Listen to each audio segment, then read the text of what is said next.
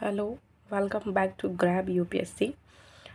तो आज हम फिर से एक नई वीडियो लेके आए हैं जो है ज्योग्राफी पे वीडियो है और इसमें हम गंगा नदी तंत्र पढ़ाएंगे। मैं सारी रिवर्स कंप्लीट करा दूंगी, slowly one by one topic लेके कंप्लीट करा दूंगी। तो ठीक है, फिर आज हम रिवर्स कंप्लीट करते हैं। तो सबसे पहले हम स्टार्ट करेंगे। पॉइंट नंबर फर्स्ट, भारत की सबसे लंबी नदी है। ठीक है। सेकेंड इज़ लंबाई इसकी 2525 किलोमीटर है। ठीक है। ये दो देशों से गुजरती है। पहला हमारा हो जाएगा Bharat and second one is Bangladesh. ठीक है। फिर ये भारत में भी गंगा नदी तंत्र 5 राज्यों से होकर गुजरती है। पहला उत्तराखंड, उत्तर प्रदेश, बिहार, झारखंड एंड पश्चिम बंगाल। ठीक है। फिर हम गंगा नदी की कुछ विशेषता देखते हैं। तो हमें इसमें एक पॉइंट डाल देंगे। क्या डालेंगे?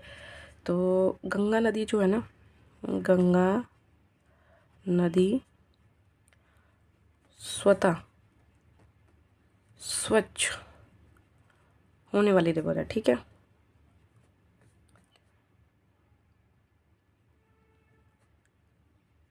ठीक है, स्वतः स्वच्छ हो जाती है ये नदी।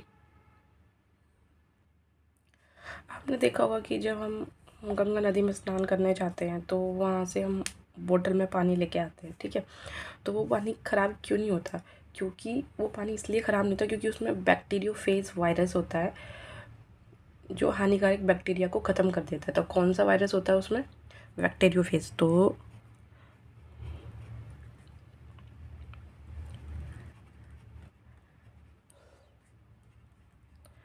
वायरस, ये एक वायरस होता है जो कि बैक्टीरिया को ख़त्म कर देता है, मतलब हानिकारक बैक्टीरिया ख़त्म कर देता है। ठीक है। फिर नेक्स्ट पॉइंट हम यहाँ डाल देंगे, गंगा नदी को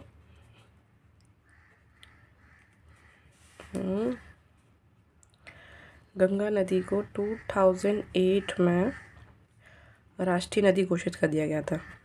ठीक है।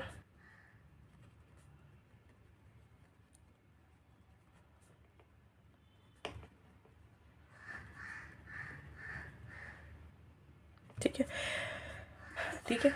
उसके बाद गंगा डॉल्फिन को भारत का राष्ट्रीय जलीय जीव घोषित किया गया। तो यहाँ पे लिखा था जो गंगा डॉल्फिन है ना, उससे भारत का भारत सॉरी भारत का राष्ट्रीय जलीय जीव। राइटिंग थोड़ा सा गंदा आ रहा है, माइंड नहीं करना, कोशिश करूँगी कि मैं अच्छा सा राइटिंग किया गया। ठीक है। ये पॉइंट्स। अब इसमें क्या है कि सारे जो है ना फैक्चुअली बेस है सारे, मतलब बड़े एग्ज़ामों का तो है ही, लेकिन छोटे एग्ज़ामों में जैसे यही पूछ लेंगे भारत की सबसे लंबी नदी कौन सी, तो हम कह सकते हैं कि लंबी नदी गंगा है भारत की। वैसे तो ब्रह्मपुत्र है। फिर पूछे गंगा नदी तंत्र की लंबाई कितनी है? 2525 किलोमीटर है। फिर भारत, मतलब पूछ लेंगे ऐसे कि गंगा नदी किन दो देशों से गुजरती है, तो वैसे भी भारत और बांग्लादेश के। फिर पूछ लेंगे किन किन राज्यों से, तो ये क्रोनोलॉजी वाइज बेस है। उत्तराखंड से निकलती है, उत्तराखंड, उत्तर प्रदेश, बिहार, झारखंड एंड पश्चिम बंगाल। ठीक है। फिर यही पूछ लेंगे कि गंगा नदी में ऐसा क्या है जो उसका पानी ख़राब नहीं हो सकता। ऑप्शन दे देंगे आपको कुछ भी, तो उसमें एक इसे कह सकते हैं बैक्टीरियोफेज नाम एक वायरस होता है जो हानिकारक बैक्टीरिया को ख़त्म करता है, जिसकी वजह से पानी सड़ता नहीं। वरना देखो पानी में मतलब हम बोतल में नॉर्मली पानी भर के देखते हैं तो उसमें देखा आपने कि अलग सा ही स्मेल आने लगती है, कुछ अलग। तो ये गंगा के पानी में स्मेल आती है क्योंकि उसमें बैक्टीरियोफेज नामक वायरस होता है। फिर एक पॉइंट ये भी हो जाएगा कि गंगा नदी को 2008 में राष्ट्रीय नदी घोषित कर दिया गया था। फिर नेक्स्ट हो जाएगा गंगा डॉल्फिन को भारत का राष्ट्रीय जलीय जीव घोषित किया गया। तो ये सारे क्या है, ये फैक्चुअल नॉलेज है, एक बार आपको लर्न हो जाएंगी तो किसी भी छोटे एग्जाम में ईजिली से क्वेश्चन टैकल कर सकोगे। फिर हम बताते हैं कि गंगा नदी का, जैसे कि मान लो चलो पेन चेंज कर लेती हूँ। यहाँ पे क्या है, ये सतोपंथ ग्लेशियर है। ठीक, सॉरी सतोपंथ हिमानी। ठीक है, हाँ वही ग्लेशियर इंग्लिश में। यहाँ से क्या होता है कि अलकनंदा निकलती है। ठीक है। तो ये जो हो जाएगी हमारी अलकनंदा हो जाएगी, अलकनंदा नदी। ठीक है। और गंगोत्री हिमानी से भागीरथी निकलती है। तो यहाँ पे हो जाएगा एक आपको दिख रहा होगा गंगोत्री हिमानी। ठीक है। यहाँ से निकली और यहाँ पे आके मिल गई। ठीक है। तो ये क्या कहलाई हमारी भागीरथी, भागीरथी नदी। ठीक है, तो आपको समझ में आया। ये सतोपंथ हिमानी से अलकनंदा निकलेगी, फिर गंगोत्री हिमानी से भागीरथी। जब ये दोनों यहाँ के मिलेंगी, जिस जगह मिलती हैं उस जगह को हम क्या कहते हैं, देवप्रयाग, क्योंकि यहाँ पे दो नदियों का संगम हो रहा है। यहीं पे ये जो है गंगा कहलाती है। तो गंगा नदी गंगा कब कहलाती है, वो देवप्रयाग में गंगा कहलाती है। ठीक है, क्योंकि यहाँ पे अलकनंदा और भागीरथी का संगम है देवप्रयाग में, वहीं पे वो गंगा कहलाएगी। ठीक है, ठीक है। तो फिर मैंने आपको बता दिया कि जैसे यहाँ से अलकनंदा निकली, यहाँ से भागीरथी निकली, तो वो देवप्रयाग में जहाँ ये नदियों का संगम होगा उसको देवप्रयाग बोलेंगे, वहीं पे गंगा कहलाती है। जो अलकनंदा नदी है जो है बद्रीनाथ मंदिर के तट पर है। ठीक है, तो इसमें और भी, जब इससे पहले ना बहुत सारी सहायक नदियाँ भी मिली हैं, तो मैं आपको, और जो ना मिली हैं उस जगह को क्या क्या नाम दिया गया, तो वो मैं आपको एक मैप के थ्रू बता देती हूँ, जो कि मेरे पास है ऑलरेडी बना हुआ। ठीक है, मैं आपको दिखा देती हूँ, एक सेकेंड। अगर आप अभी देख पा रहे हो तो क्लियर दिख रहा होगा, दिख रहा होगा। ठीक है, आई थिंक, हाँ ठीक। तो मैंने आपको बताया था यहाँ पे सतोपंथ ग्लेशियर से यहाँ से निकलेगी हमारी, जो यहाँ पे कहलाएगा वो बद्रीनाथ, क्योंकि बद्रीनाथ मंदिर के तट पर है। ठीक है, जो निकल रही है यहाँ पे अलकनंदा, जो है अलकनंदा नदी है वो बद्रीनाथ मंदिर के तट पर है, और ये सतोपंथ ग्लेशियर से निकली यहाँ से नदी अलकनंदा। ठीक है, ठीक है। और फिर यहाँ से, ठीक है, तो यहाँ पे बद्रीनाथ सतोपंथ ग्लेशियर से, बद्रीनाथ मंदिर के तट पर सतोपंथ ग्लेशियर से धौलीगंगा निकलती है, यहाँ से सॉरी अलकनंदा निकली यहाँ पे, और यहाँ से एक है, यहाँ से धौलीगंगा निकली। तो जहाँ से मतलब कि देखो, तो मैं आपको पहले एक स्टोरी बताती हूँ, स्टोरी के बेसिस पे बताऊँगी तो शायद आपको लर्न रही चीज़ें, तो उसके हिसाब से कथाओं की मान्यताओं के अनुसार जो गंगा नदी है भगवान विष्णु के चरणों से निकली हैं। भगवान विष्णु के चरणों से जब ये निकली हैं तो धरती पे आ रही थी। जो इनका जो वेग था, जो गंगा की स्पीड थी, वो बहुत ज़्यादा तेज़ थी। इस वजह से जिस कारण भगवान शिव ने ना इनको अपनी जटाओं में धारण कर लिया, जिसकी वजह से उनकी जो स्पीड थी मतलब वो स्लो हो गई है। मतलब कि उनकी गति को धीमा कर दिया, मंद कर दिया। ठीक है, फिर उन्होंने अपनी जटाओं से इनको निकाला, तब ये धरती पर अवतरित हुई हैं। ठीक है, ये पुरानी कथाओं की मान्यता है। मैं आपको ये क्यों बता रही हूँ, मैं आपको इसलिए बता रही हूँ क्योंकि जिससे आपको स्टोरी के बेसिस पे इनकी प्रोसेस याद रहे कि कहाँ कहाँ ये कौन कौन सा प्रयाग कहलाया है। ठीक है,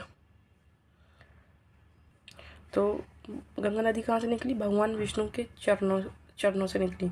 तो चरणों से मतलब धूल, तो धूल से धौली गंगा, तो इस तरीके से याद रखना। ठीक है, तो बद्रीनाथ सतोपंथ ग्लेशियर से निकली हमारी अलकनंदा, फिर भगवान विष्णु के चरणों से निकली। मतलब इस तरीके से हम रिमाइंड करेंगे, मतलब एक क्रोनोलॉजी के बेसिस पे या फिर कोई ट्रिक के बेसिस पे। धौली, तो धौली गंगा जो आके जहाँ मिलती है उसको हम विष्णु प्रयाग बोलते हैं। तो यहाँ पे क्या है, विष्णु प्रयाग में धौली गंगा और अलकनंदा का संगम। ठीक है, फिर ये यहाँ पे आगे आती है अलकनंदा आगे जाके यहाँ पे ये नंदाकिनी से मिलती है। ठीक है, एक नंदाकिनी नदी है, उससे मिलती है, तो वहाँ पे नंदप्रयाग कहलाएगी। ठीक है, फिर वो आगे चल के फिर से आगे आई है, यहाँ पे मिलेगी पिंडार, और अलकनंदा मिलेगी पिंडार नदी से मिलेगी, मतलब पिंडार नदी से मिलती है, पिंडार गंगा बोलेंगे उसको, तो वहाँ पे कर्णप्रयाग कहलाएगा। फिर आगे आके अलकनंदा जो होती है वो मंदाकिनी से मिलेगी, जो मंदाकिनी जो है वो केदारनाथ से निकली है। केदारनाथ से निकल के वो जहाँ मिलेगी उसको रुद्रप्रयाग कहलाएंगे। तो अलकनंदा और जहाँ मंदाकिनी का संगम है वहाँ रुद्रप्रयाग कहलाया जाएगा। फिर यहाँ पे अलकनंदा फिर आगे आती है, फिर यहाँ पे गंगोत्री बताया था ना आपको, सतोपंथ ग्लेशियर गंगोत्री ग्लेशियर अभी आपको मैंने थोड़ी देर पहले बताया था कि गंगोत्री ग्लेशियर से बद्रीनाथ निकलती है, और वो जो कि अलकनंदा जहाँ इन दोनों का संगम होता है वहाँ देवप्रयाग कहलाता है। तो भागीरथी और अलकनंदा का जहाँ संगम होता है वहाँ पर देवप्रयाग आएगा। फिर यहाँ पे जो देवप्रयाग वाले जहाँ मिलती है ना अलकनंदा, वहाँ पे ये गंगा कहलाती है। गंगा जो है वो आगे आती है, वहाँ यमुनोत्री एक नदी है, यमुनोत्री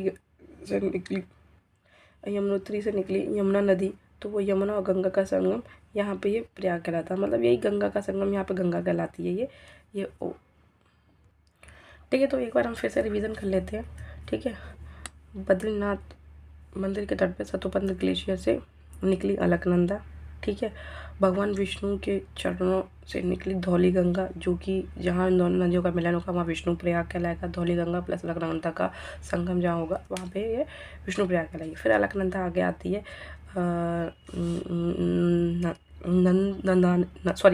नंदाकनी से मिलती है, तो वहाँ पे वो नंद प्रयाग कहलाएगी। फिर अलकनंदा आगे आएगी कर्णप्रयाग कहलाएगी, जो कि पिंडार गंगा से मिलकर ये कर्णप्रयाग कहलाएगी। फिर आगे जाएगी तो केदारनाथ से मंदाकिनी निकलेगी, मंदार के साथ मिलेगी तो यहाँ पे रुद्रप्रयाग कहलाएगी। फिर गंगोत्री से बद्रीनाथ निकलेगी तो और अलकनंदा यहाँ मिली तो उस जगह को देवप्रयाग कहलाएगी। तो मतलब इससे पहले वो गंगा नहीं कहलाती थी, कहीं इसको हम विष्णु प्रयाग बोल रहे हैं तो नंद प्रयाग बोल रहे हैं, मतलब कर्णप्रयाग बोल रहे हैं, रुद्रप्रयाग बोल रहे हैं। लेकिन गंगा नदी तभी कहलाई जब वो भागीरथ के साथ उसका संगम हुआ, ठीक है। तो ऐसे ऐसे आके हम लास्ट में उसके बाद वो गंगा कहलाने लगी। तो फिर हमने आपको यहाँ तक बता ही दिया था।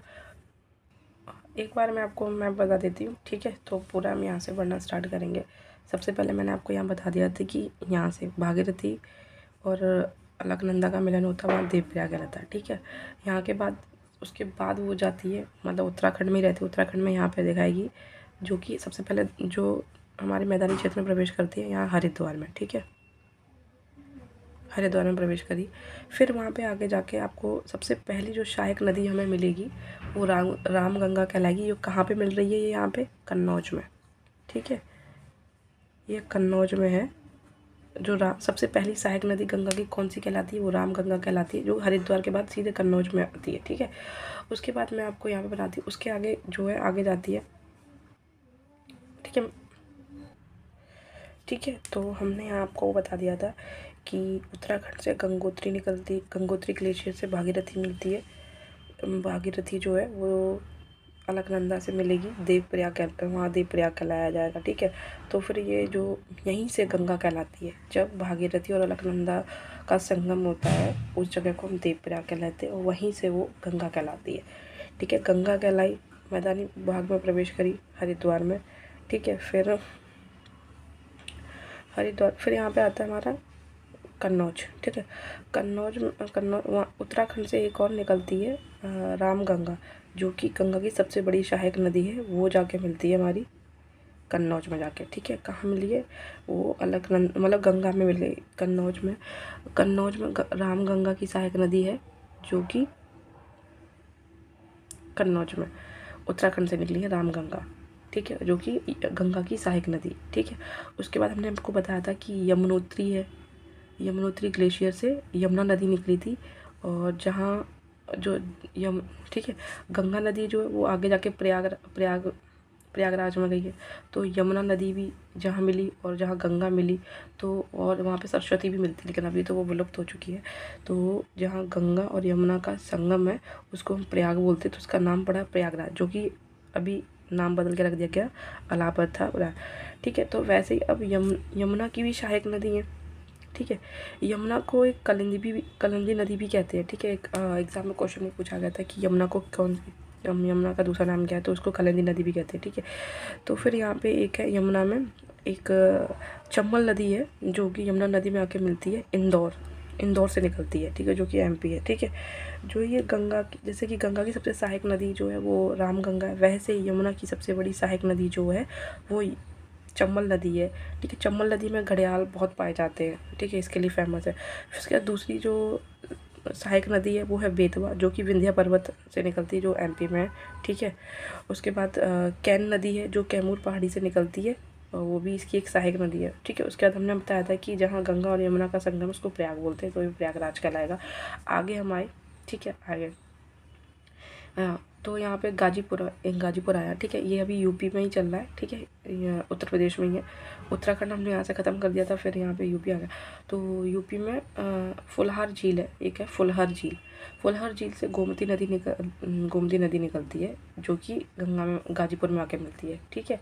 और जो फुलहर झील है वो पीलीभीत यूपी में, ये एकमात्र, अभी तक तुमने देखा होगा कि अभी तक आपने देखा होगा कि जो जितनी भी नदियाँ हैं वो सारे पहाड़ी क्षेत्रों से निकलती हैं, और जो फुलहर झील है ये एक मैदानी भाग से निकलने वाली नदी है, जो यूपी की राजधानी लखनऊ जो है ना, यूपी की राजधानी लखनऊ, वो गोमती नदी के तट पर ही है।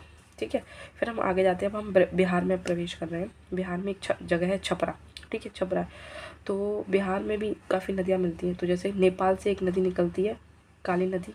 ठीक है, आपको मैं थोड़ा सा जूम कर देती हूँ, दिख रहा होगा। नेपाल से एक नदी निकली है काली नदी, दूसरी निकली है कर्णाली नदी। ठीक है, तो जब ये भारत में प्रवेश करती हैं तो फिर ये शारदा नदी कहलाती है, और जब कर्णाली नदी जो है वो भारत में प्रवेश करती है तो घाघरा नदी कहलाती है। ठीक है, ये निकलती नेपाल से।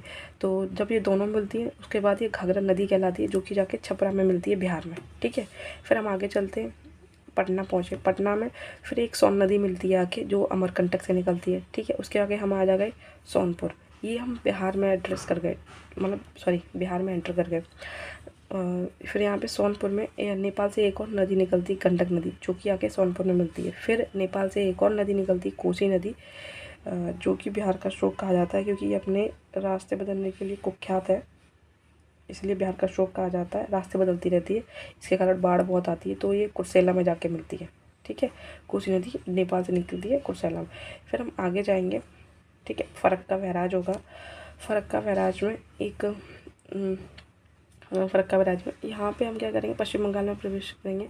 पश्चिम बंगाल में एक दार्जिलिंग की पहाड़ी है जहाँ महानंदा, ठीक है, महानंदा नदी निकलती है, जो कि फरक्का बैराज में मिलती है। ठीक है, फरक्का बैराज से जो ये नदी है दो भागों में डिवाइड हो जाती है, गंगा। ठीक है, एक जो है वो बांग्लादेश में प्रवेश कर जाती है, एक जाती है वो जो कर जाती है पश्चिम बंगाल में। बांग्लादेश में जो प्रवेश करती है वो हमारी पद्मा नदी कहलाती है, और पश्चिम बंगाल में जो प्रवेश करती है वो हमारी हुगली नदी कहलाती है।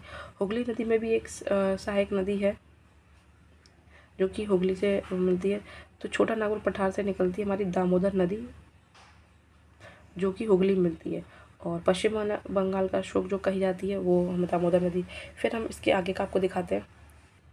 हमने आपको बताया था ना कि पद्मा नदी जो है वो बांग्लादेश में एंटर करते पद्मा नदी कहलाती है। गंगा नदी, गंगा नदी जो है बांग्लादेश में एंटर करते ही पद्मा नदी कहलाती है। ठीक है, फिर वो आगे जाएगी। ठीक है, ब्रह्मपुत्र को जमुना कहते हैं, जैसे कि बांग्लादेश में गंगा नदी को हम पद्मा कहते हैं, वैसे ही बांग्लादेश में ही हम ब्रह्मपुत्र को जमुना कहते हैं। वो आके मिलती है इसमें। फिर एक बांग्लादेश की ही नदी है मेघना, वो आके मिलती है। जो जहाँ ये तीनों का संगम होता है वहाँ से एक नदी बन जाती है, वो कहलाती है मेघना। मेघना जाके आगे एक सुंदरबन डेल्टा, समुद्र मिलके एक सुंदरबन डेल्टा बनाते हैं। ठीक है, तो फिर ये गई आपकी पूरा नदी तंत्र, और आपको आई होप कि आपको अच्छा लगेगा वो वीडियो, आपको समझ आया, और रिवीजन करने के लिए बहुत अच्छा, काफ़ी अच्छे फैक्ट्स है। तो थैंक यू वेरी मच।